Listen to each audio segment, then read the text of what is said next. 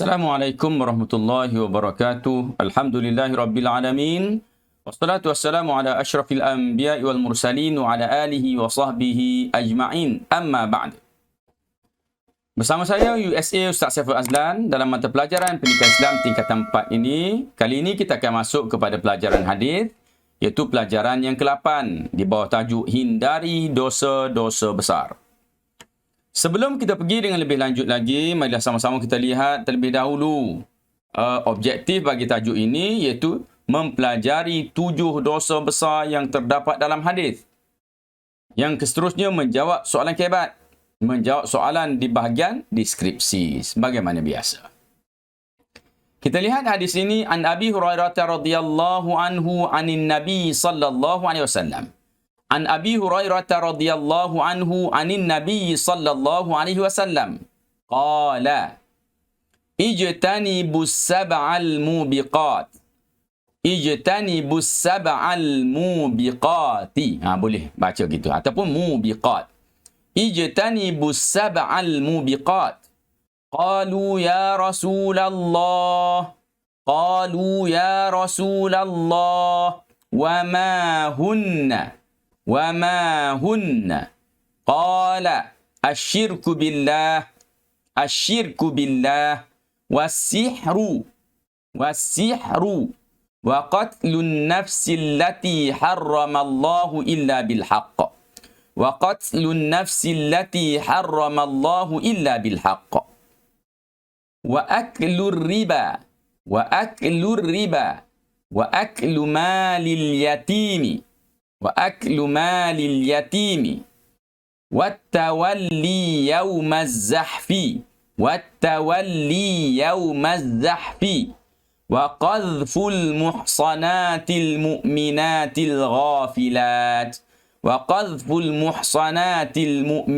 الغافلات. Sekali lagi, ini panjang ni. وقذف المحصنات المؤمنات الغافلات. Okey.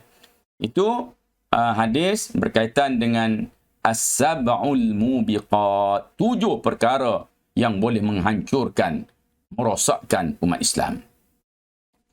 Kita tengok potongan hadis. Ijtanibus sab'al mubiqat, jauhilah 7 perkara yang merosakkan.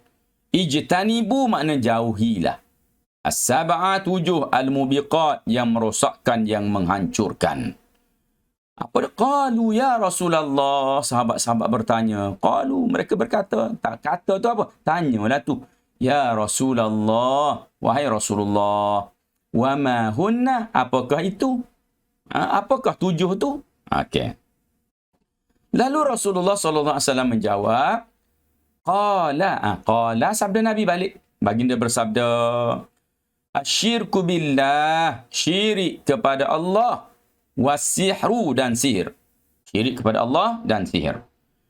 Di bawah, wa qatlun nafsi allati harramallahu illa bil haqq, dan membunuh an-nafs, jiwa atau membunuh manusia, allati harramallahu illa bil haqq, yang diharamkan oleh Allah kecuali dengan kebenaran.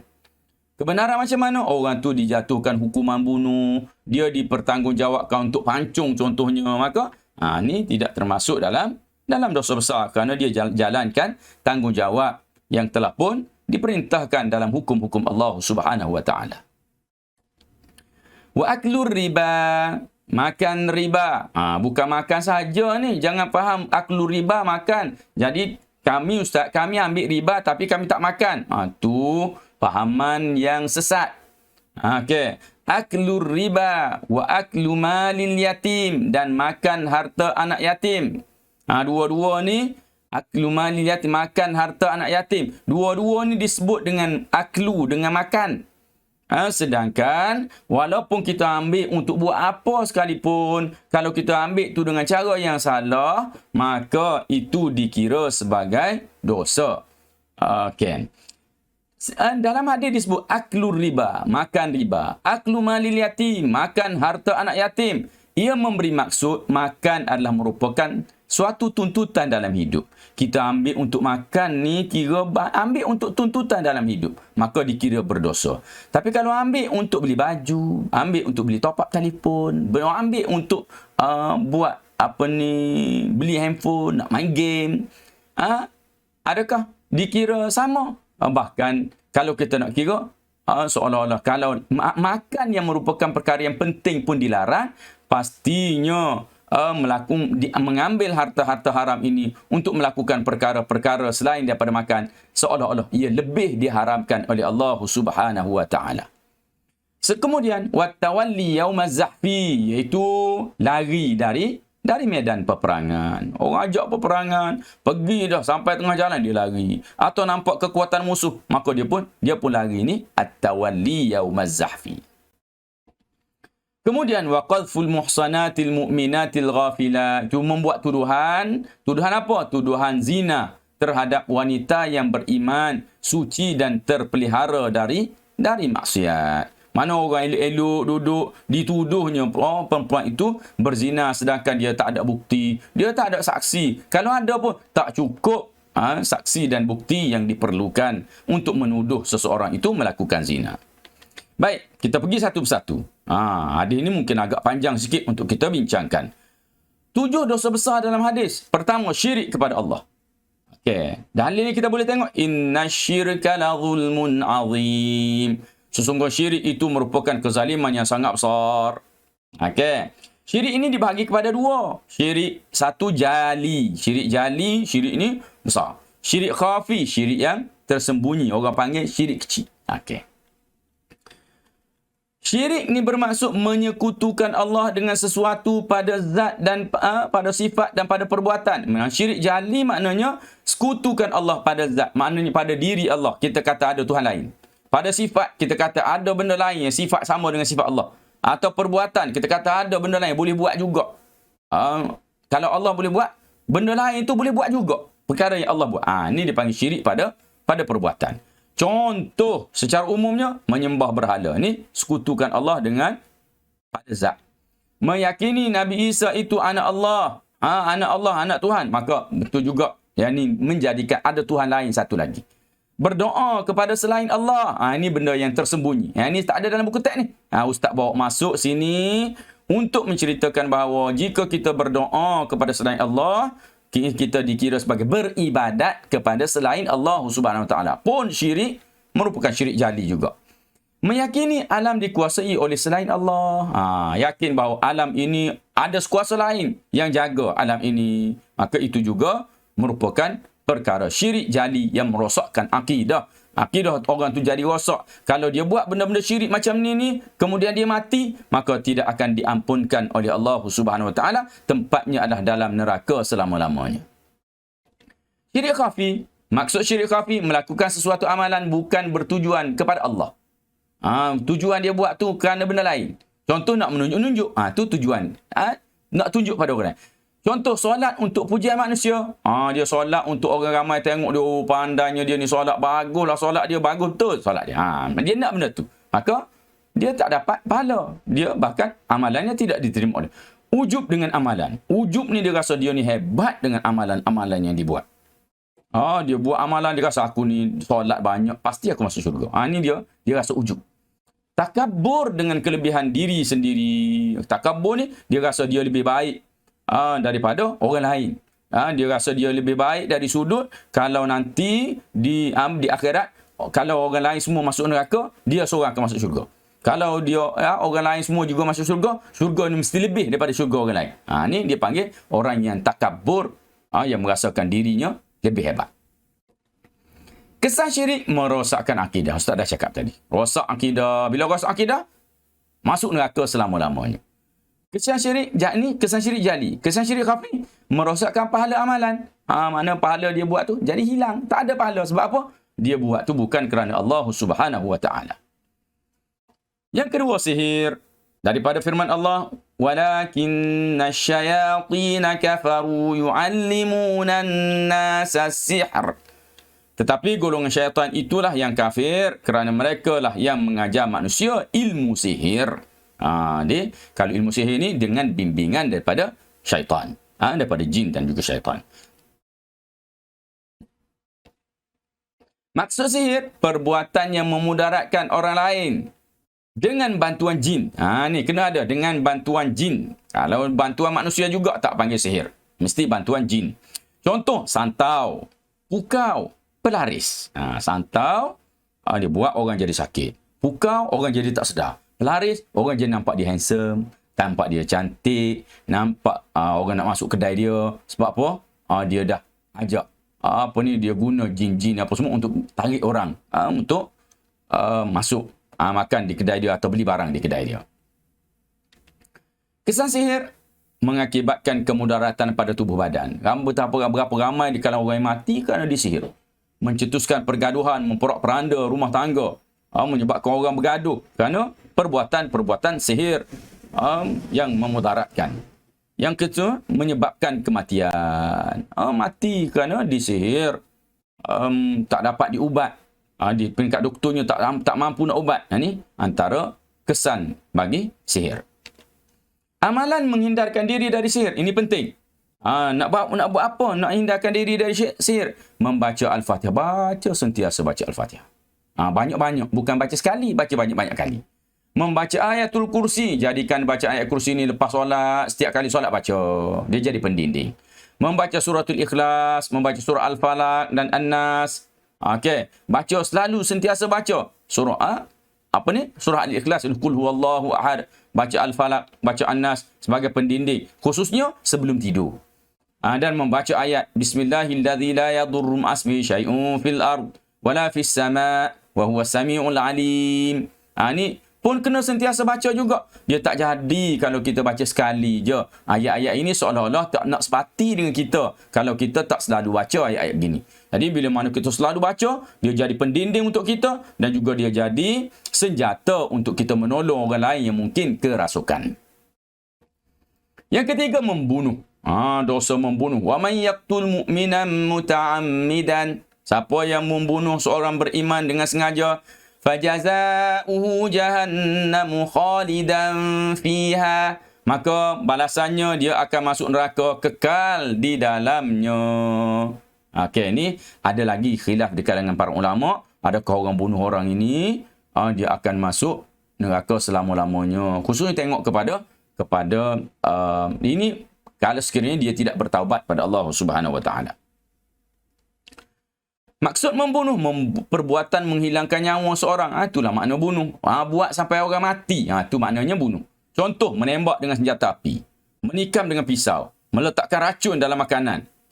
Ini dikira sebagai membunuh. Ataupun sihir sampai mati. Itu pun dikira sebagai membunuh. Okey. Kesan membunuh, menyusahkan keluarga mangsa, sedih keluarga mangsa, memporak-perandakan kehidupan masyarakat. Bayangkan yang dibunuh itu anak, maka yang dibunuh itu ayah, anak-anak dia kecil-kecil lagi. Siapa yang nak jaga? Maka terbiarlah anak-anak tadi menjadi anak-anak yang tidak dijaga dengan baik, maka besar dengan berbagai masalah. Jadi penagih dadah, merompak, mencuri, memporak-perandakan kehidupan dalam masyarakat.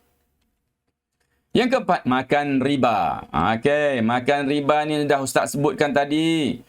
Firman Allah, wa dharu ma baqiya minar riba in kuntum mu'minin. Dan tinggallah saki-baki riba yang masih ada pada orang-orang yang berhutang itu jika benar kamu orang yang beriman. Maksud riba ialah pertambahan bayaran dalam urusan pertukaran barang atau hutang. Kalau kita tukar barang-barang riba, maka dia jadi riba. Ataupun berhutang kena bayar lebih, maka ini dia panggil riba.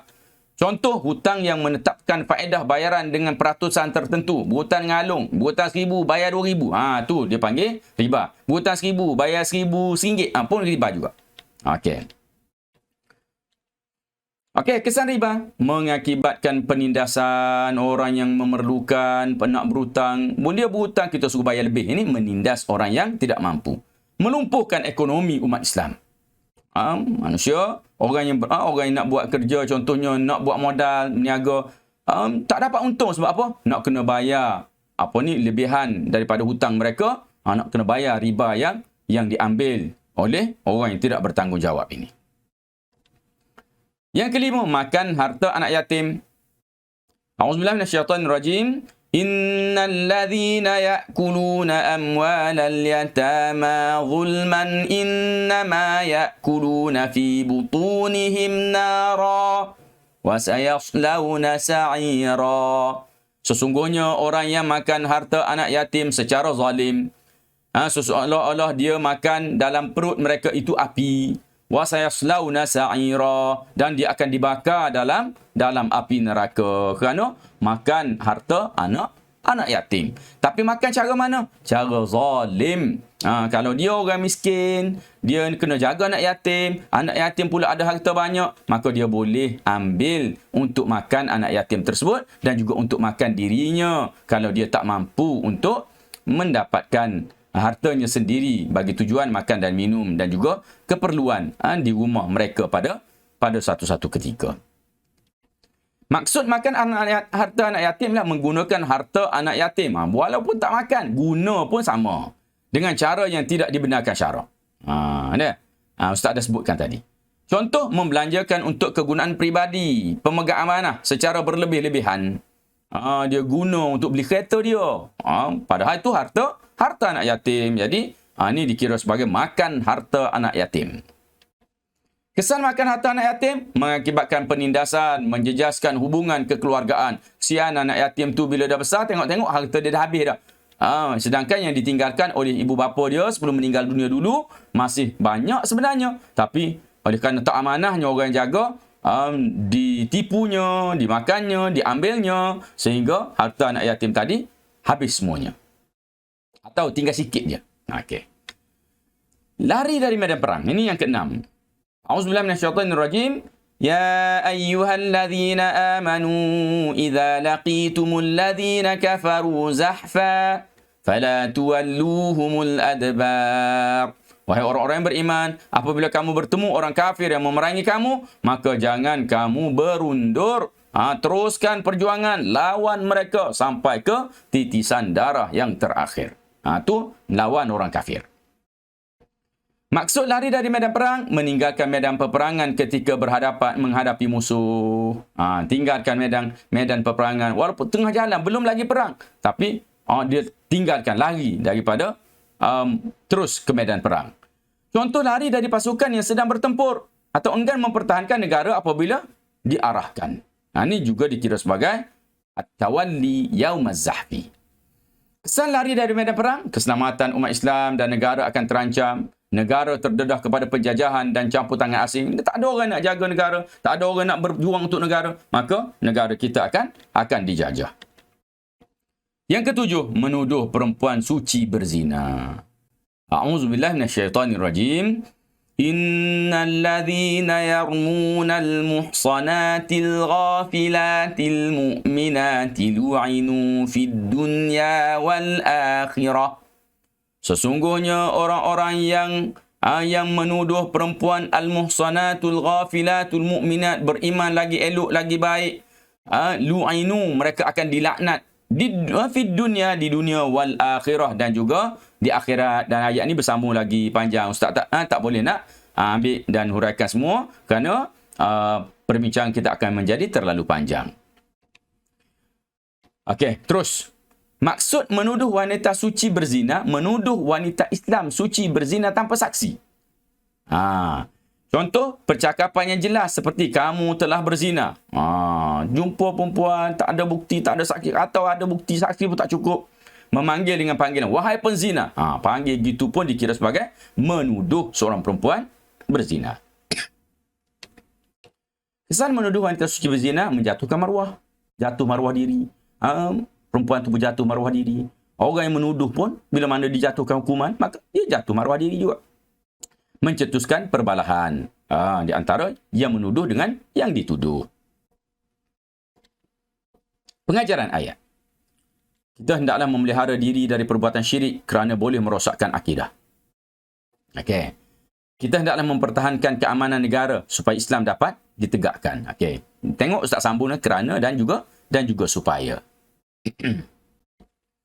Seterusnya, pengajaran kita hendaklah mengelak daripada menuduh perempuan Islam melakukan zina kerana ia menjatuhkan maruah. Ada banyak lagi pengajaran yang boleh dibina. Ustaz bawa sini 3 pengajaran sahaja untuk jadikan panduan kepada kamu dalam menjawab soalan yang berbentuk pengajaran ayat ini. Jangan lupa letakkan kerana ataupun letakkan apa yang kita namakan sebagai suka, supaya, kerana, untuk, agar, sebagai penyambung bagi ayat dalam pengajaran ayat. Soalan keempat, persembahan silat mata menjadi kesukaan sebahagian masyarakat hari ini. Bincangkan pandangan anda terhadap isu ini. Ustaz paksa kena huraikan dulu. Mungkin maksud pengarang ialah silat mata yang haram. Kalau silat mata saja kita pandai, sorok, orang jadi tak nampak, itu tak ada masalah. Ustaz mungkin kena huraikan bahawa silat mata yang dimaksudkan oleh pengarang di sini ialah ni yang bentuk magic, sihir. Tu. Okey, baik. Kita lihat. Persembahan silat mata adalah merupakan perkara yang dilarang kerana ia mempunyai unsur syirik kepada Allah. Kesannya ia boleh membawa kepada rosaknya akidah umat Islam.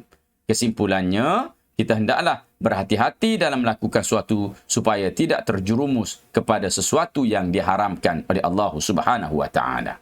Jadi ini sebagai contoh jawapan kebat. Boleh baca banyak kali, tengok bagaimana Ustaz sambung komponen-komponen ini untuk membentuk satu perenggan yang cukup untuk mendapatkan 4 markah dalam menjawab soalan kebat. Baik, sebagaimana biasa kita dah sampai kepada penutup. Sila jawab soalan di bahagian deskripsi di bawah. Jangan lupa juga share dan juga subscribe. Terima kasih kepada bersama-sama dengan Ustaz Sunahi dengan aqulu qauli hadza wa astaghfirullah azim li wa lakum. Wassalamualaikum warahmatullahi wabarakatuh.